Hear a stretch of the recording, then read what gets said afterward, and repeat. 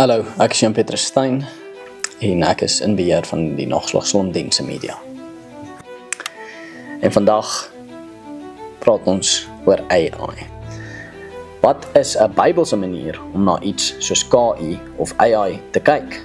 Hoe is ons as Christene veronderstel om oor kunsmatige intelligensie te dink? Is dit 'n gawe van God? Is dit deel van die opdrag om te bewerk en te bewoon en om oor die skepping te heers? Is dit 'n gereedskapstuk wat ons kan gebruik om meer produktief te wees in die werk wat ons hier op aarde moet verrig? Of is dit 'n gereedskapstuk in die hand van die duiwel? Is dit in sigself boos of goed? Is dit 'n goeie raadgewer wat jou wys kan maak? Of is dit 'n gevaarlike raadgewer wat vir jou al die dinkwerk sal doen en jou so in 'n dwaas sal verander?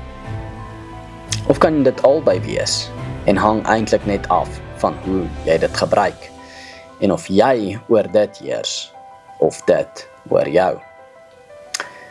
Kom kuier saam, dink saam en gesels saam by 'n nageslag sal hom dien.